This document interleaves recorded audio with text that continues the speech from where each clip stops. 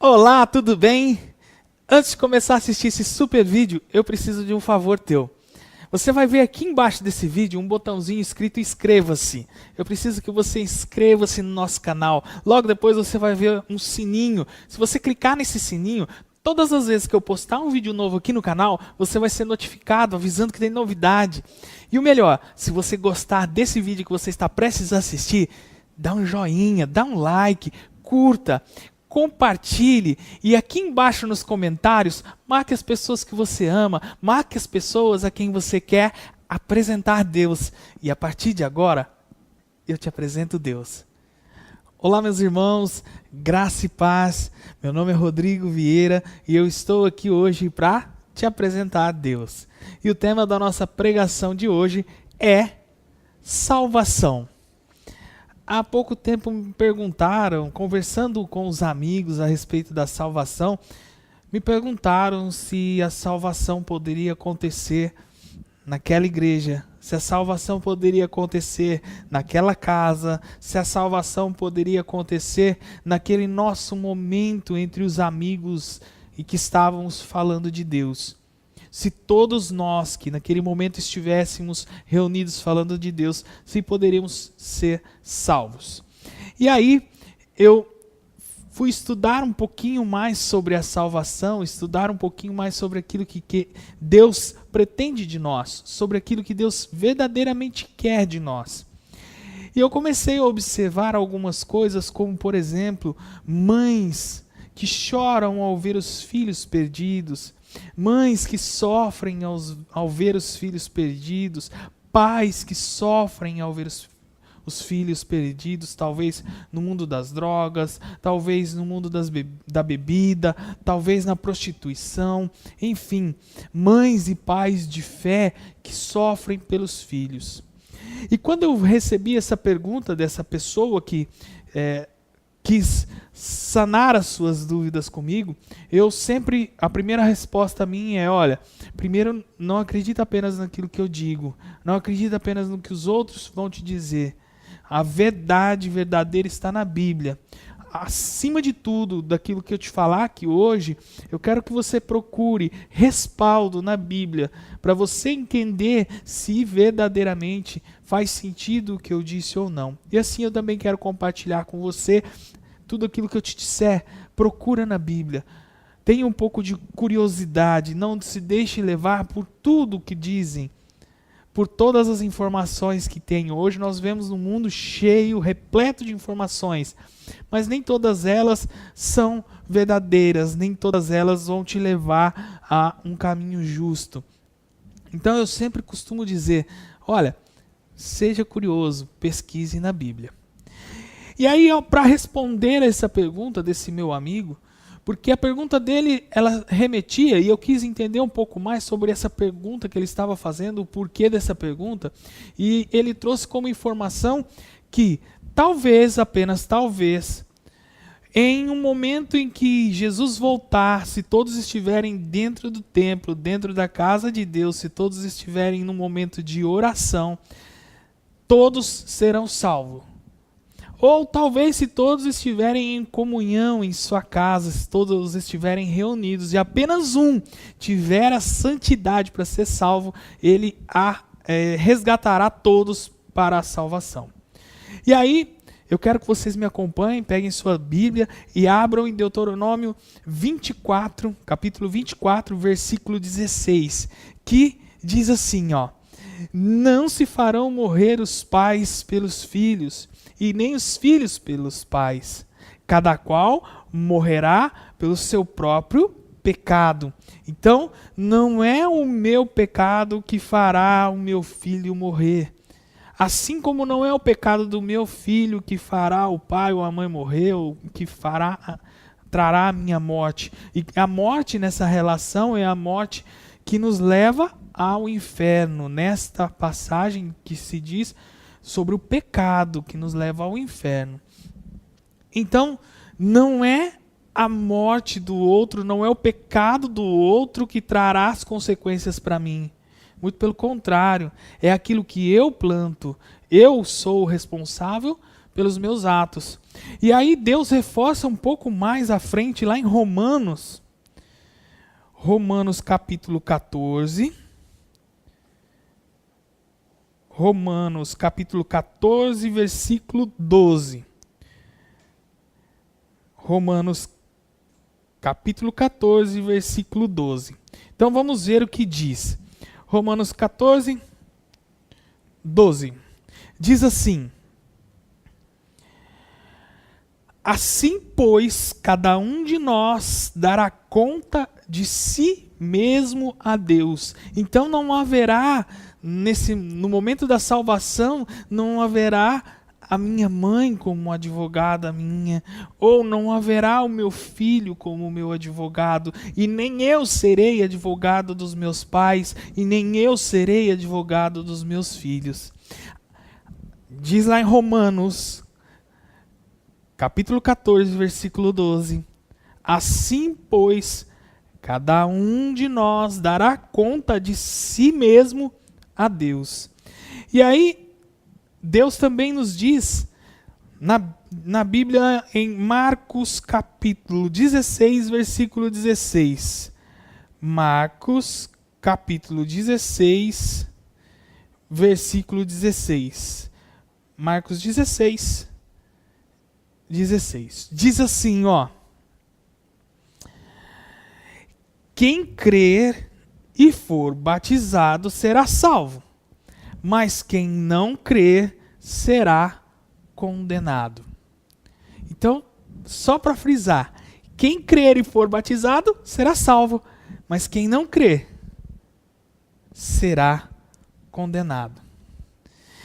E eu trouxe essa passagem de Marcos até mesmo na próxima leitura que nós vamos fazer, para que vocês entendam o tamanho e a dimensão.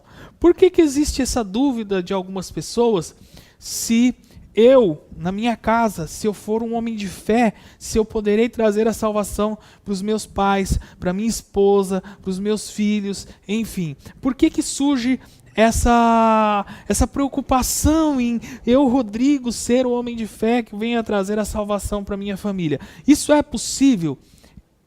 Não, não é possível. Acontece que, vamos lá para Atos 16, capítulo 16, versículo 31. Então vamos entender melhor por que não é possível e o porquê que existe essa correlação. Atos 16, 31. Diz assim, ó: responderam eles: crê no Senhor Jesus e serás salvo, tu e a tua casa. Olha só, algumas pessoas se prendem nesse versículo: crê no Senhor Jesus e será salvo tu e a tua casa. Olha, nós acabamos de ver lá em Marcos 16, 16, dizendo que se você crer e for batizado, você será salvo. Mas se você não crer, não será. E aí vem lá em Atos 16, 31, dizendo: crê no Senhor Jesus e será salvo tu e a tua casa. Mas esqueceram de observar uma coisa muito séria. Aliás, duas coisas muito sérias nesse contexto e nessa passagem em Atos 16, 31. Primeiro, o contexto da história. No contexto da história, diz que Paulo e Silas estavam presos e que tremeu o chão e abriram-se as portas da cela. Então o guarda, que tinha a missão de guardar eles, observou que as portas se abriram, acordou assustado e viu que as portas da cela se abriram e ficou com medo de todos terem fugido. E se todos tivessem fugido, ele pensou: eu vou morrer. Então ele pegou a espada para se matar. E aí Paulo e Silas começaram a gritar: não, não faça isso, nós estamos aqui, estamos todos aqui. E aí esse guarda pergunta para os dois: como é que eu faço para me salvar? Como? Porque aí ele se conduziu ao tamanho da fé de Paulo e Silas. Aí ele se abriu a essa fé, ele observou quão grandioso Deus tinha sido naquele momento para eles, e disse: eu quero isso para mim também. E aí Paulo e Silas diz para ele que crê no Senhor Jesus Cristo e será salvo, tu e tua casa. Mas quando, aí vem o segundo ponto para ser observado, que aqui na Bíblia diz: crê no Senhor Jesus Cristo e será salvo, vírgula, tu e tua casa. Mas esqueceram que existe aqui um critério para a salvação. Crê. Será salvo tu e a tua casa se crer. Como diz lá em Marcos, você tem que crer no Senhor Jesus para ser salvo. E aí, existe uma correlação que nós podemos utilizar para a salvação, para que eu consiga trazer a salvação para a minha casa. Primeiro, eu tenho que crer. Olha só o que eles estão dizendo. Em primeiro lugar, ele coloca tu, na primeira pessoa. Então, eles responderam para ele: crê no Senhor Jesus Cristo e será salvo, tu e a tua casa. Então, primeiro você vai ter que crer, você vai ter que fazer como nós fizemos. Olha, você viu Deus por nós. Você viu o poder de Deus através de nós, através do tamanho da minha fé. E agora, porque a graça aconteceu na minha vida, eu imagino, né? Paulo e Silas falando com ele. Agora, porque a graça aconteceu na minha vida, você também quer a salvação. Então, seja você um intermediário da salvação para a tua casa. Creia primeiro você em Deus. E aí você, crendo em Deus, será como Paulo e Silas. Será exemplo para que as pessoas que estiverem ao seu redor também queiram crer em Deus, também queiram crer em Jesus, também queiram a salvação. E por isso eu reforço e digo: olha, é importante que eu, como pai de família, ou a minha esposa, como a mulher da nossa família, é importante que nós sejamos exemplos para que os nossos filhos se atentem a andar nos caminhos que nós estamos mostrando.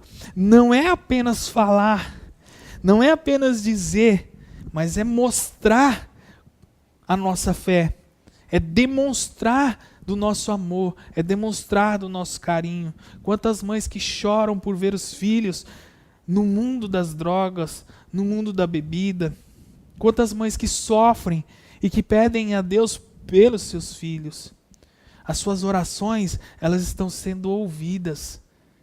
E Deus vê graça em você, porque você ora pelos seus. Mas a salvação, ela é individual, ela é sua. Não se deixe abater e não se agarre no problema, porque eu já vi famílias sendo destruídas por conta do filho ser usuário de drogas ou do filho ser um alcoólatra, enfim. E a mãe em oração pedindo pelo filho, vivenciando a história do filho, sofrendo com a história do filho, esquece do marido, esquece dos outros filhos, balança a estrutura da família. Eu sei que é difícil, mas nós precisamos entender que a salvação, ela é individual. De todo o coração, faça o seu melhor pelos seus filhos, faça o seu melhor pela pessoa que precisa ouvir. Apresente Deus na vida dessas pessoas. Mostre o quão grandioso Deus pode ser na vida dessas pessoas. Mostre quanto amor, quanto perdão Jesus Cristo vem trazendo para nós, para que você obtenha a salvação. Mas lembre-se, a salvação é individual. Existe um limite que você não pode passar, que é de vivenciar a vida do outro. Eu me lembro da passagem do rico e do Lázaro, onde o rico está no inferno e pede ao pai Abraão para que ele retorne para falar para os seus irmãos o quão ruim era onde ele estava. E aí Abraão diz para ele: olha, dá mais não. Lá eles têm os profetas, eles têm os enviados de Deus para mostrar o quão grandioso Deus é. Agora, já foi.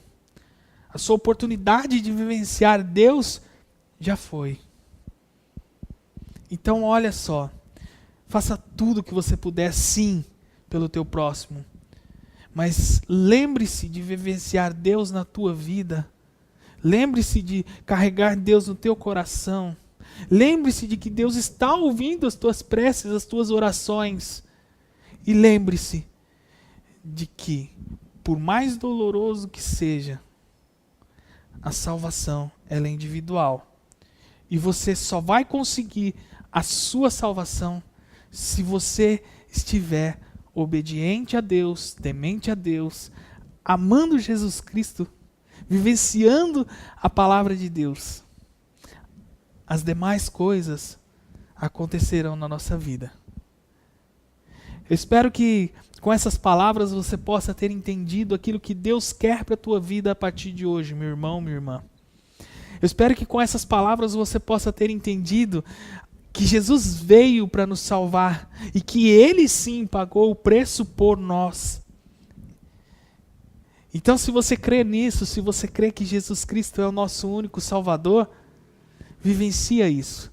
Seja o exemplo na tua casa. E veja que através de você, outras pessoas vão querer a salvação. Vivencie. Aproveite, se derrame nos braços de Deus Pai e traga a salvação para a tua vida. Eu espero que Deus tenha tocado no teu coração, que Deus tenha mostrado aquilo que Ele verdadeiramente quer da tua vida. E eu quero muito que você, a partir de agora, seja luz para a vida das pessoas que você mais ama, das pessoas que estão ao seu redor. E eu quero aproveitar para te pedir, se você gostou desse vídeo, se você gostou do nosso trabalho aqui no nosso canal, Te Apresento Deus, por favor, inscreva-se no nosso canal. Depois que você clicar no botão de se inscrever aqui embaixo, tem um sininho, vai aparecer um sininho. Clica nesse sininho e você vai ser notificado todas as vezes que nós postarmos um vídeo novo.